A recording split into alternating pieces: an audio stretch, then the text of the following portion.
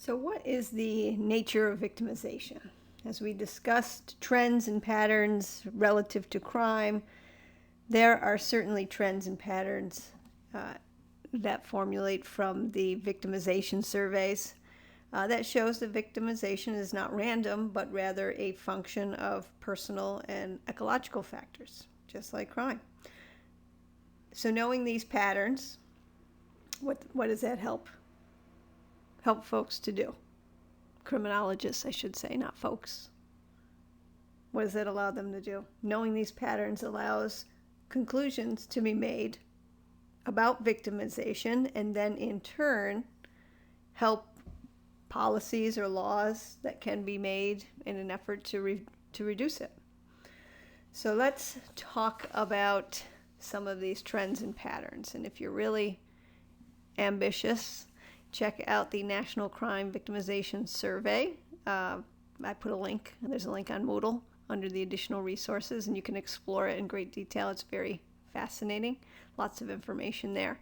And I also want you to keep in mind that the information that we're going to be talking about is gathered from the victims. So we learned that in the last chapter.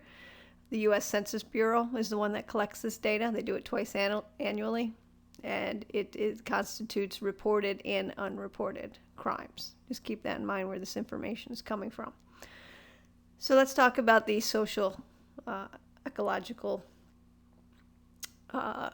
ecology of victimization. So like the crime rate, violent crimes happen in open or in public or at a commercial establishment like a bar. And it happens daytime or early evening. Obviously, if we've discussed this relative to crime, the crime rate, it only follows that it makes sense. That's where the victims are. That's where victimization's happening. Rape and serious assault happens at night, occurring mostly at night between late evening hours into the night and early morning.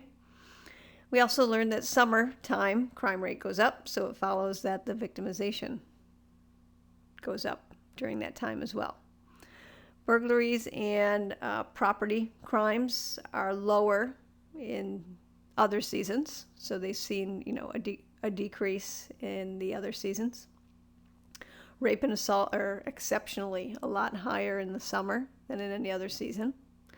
Other violent crimes, including assault crimes and even simple assault crimes, they actually peak in the fall.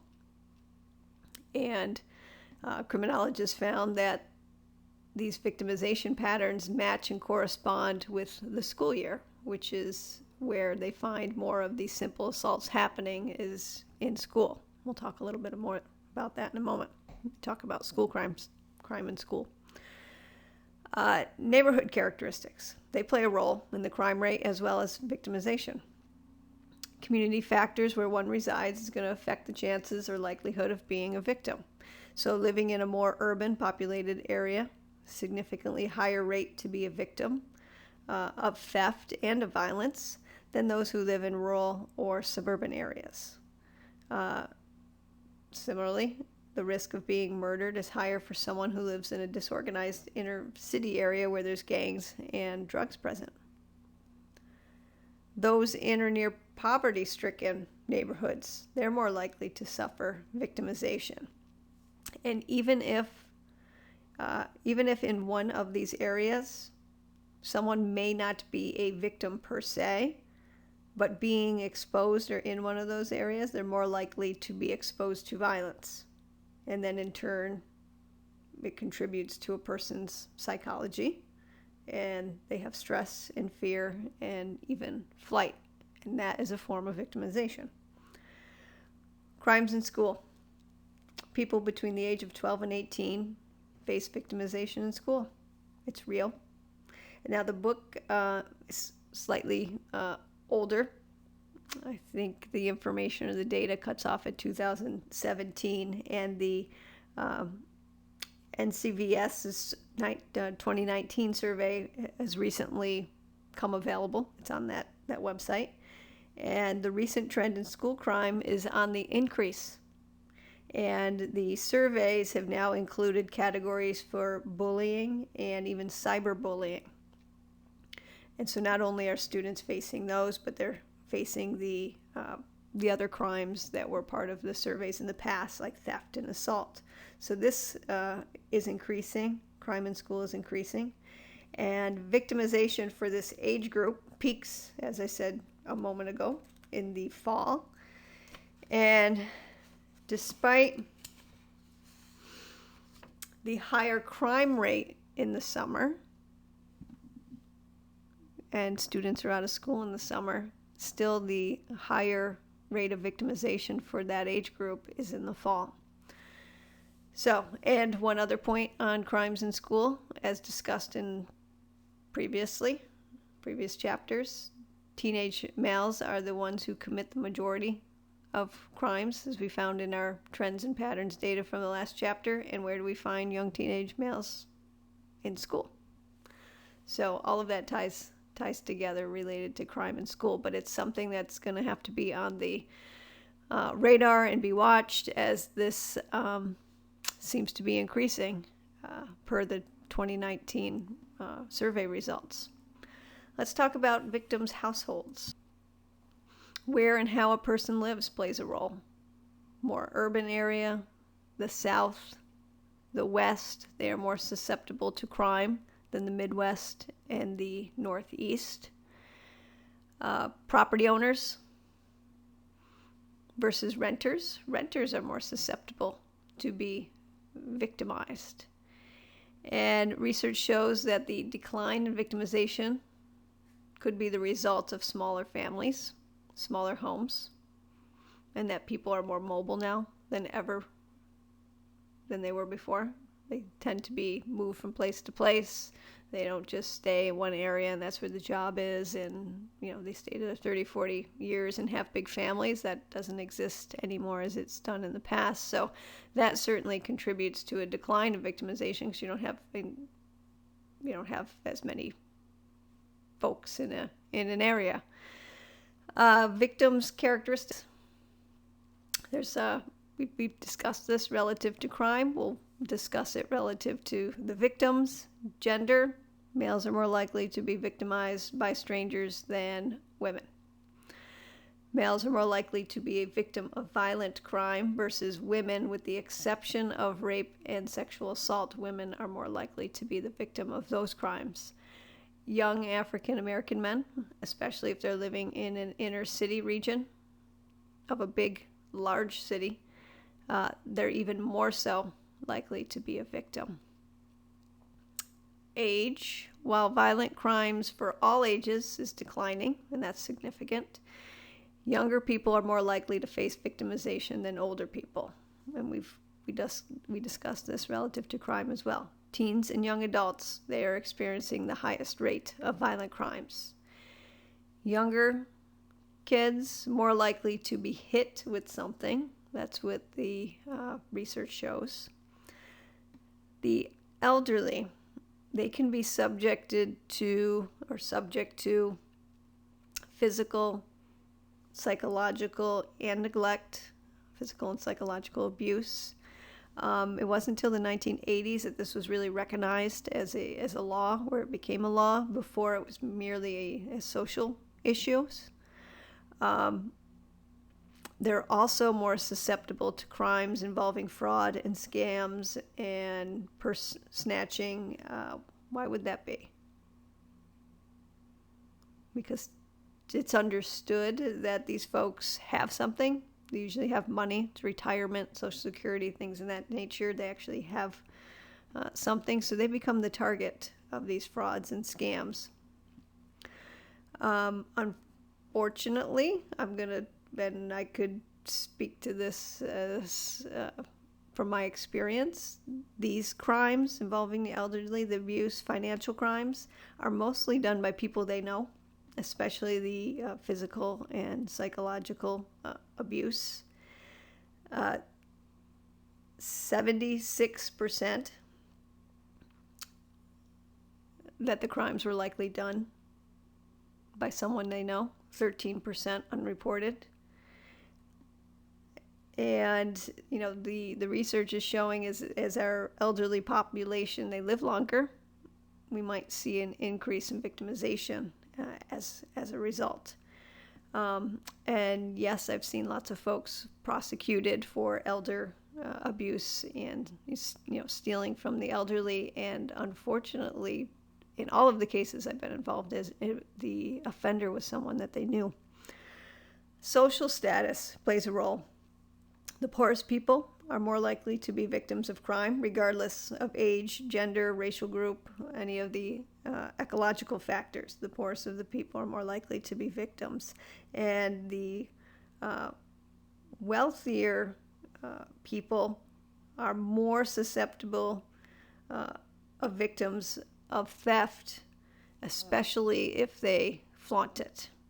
So if someone has lots of money and they're driving around in their fancy, Mercedes Benz, and they're dressed to the nines and they have a big house and such, if they flaunt it, they're going to become a target.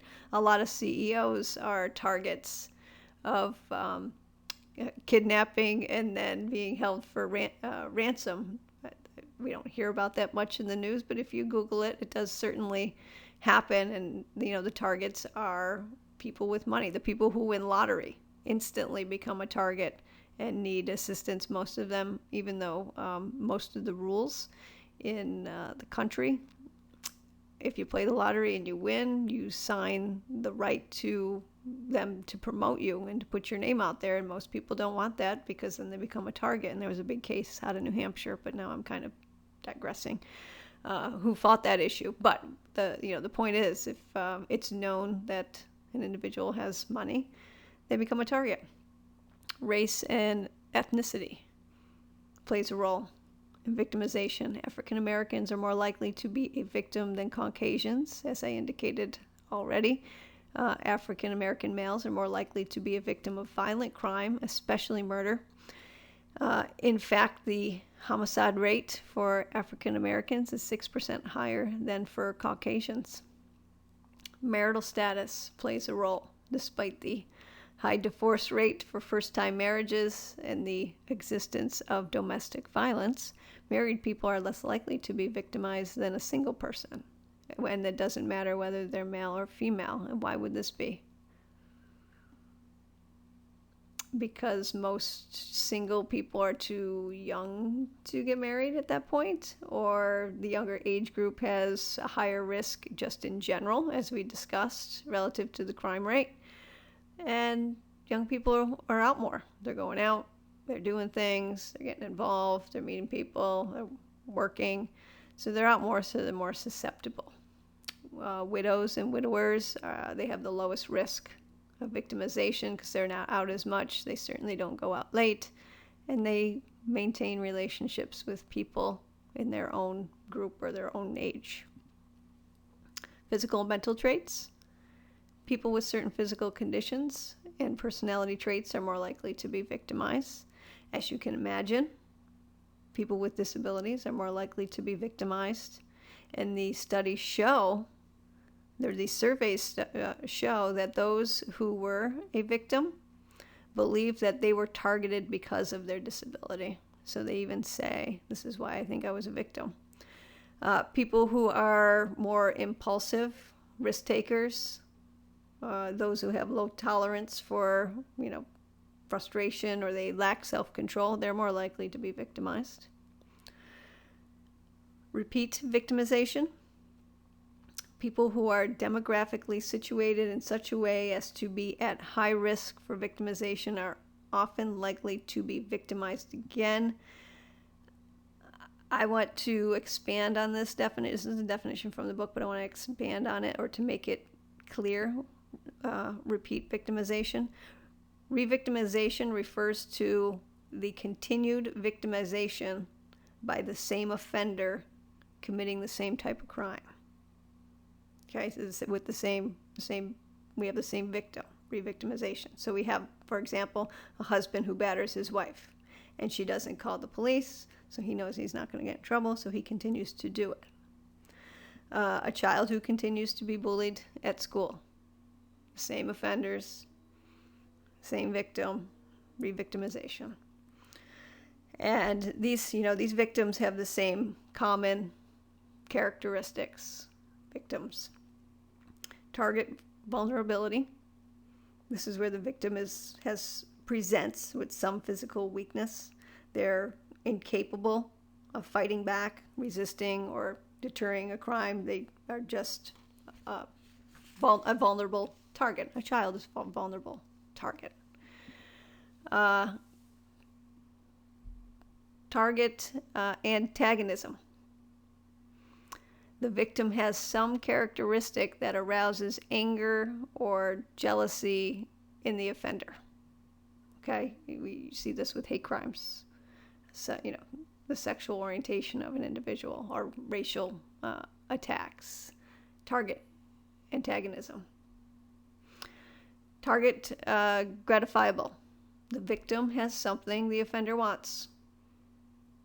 Theft crimes are usually involved here, or there's some sort of manipulation the offender engages in to get what he wants from the victim.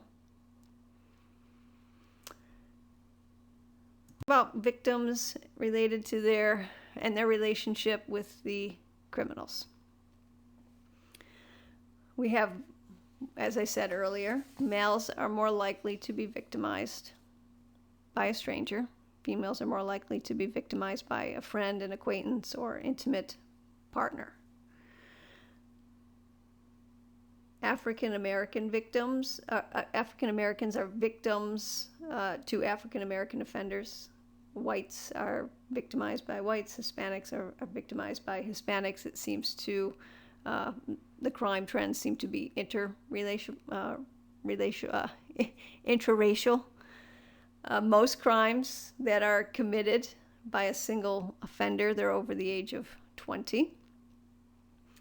And surprisingly, this is a number I want to expand on. A surprising number of violent crimes are committed by relatives or acquaintances. Especially when we're talking about violent crimes. Now, the example in the book is the Jennifer Hudson story.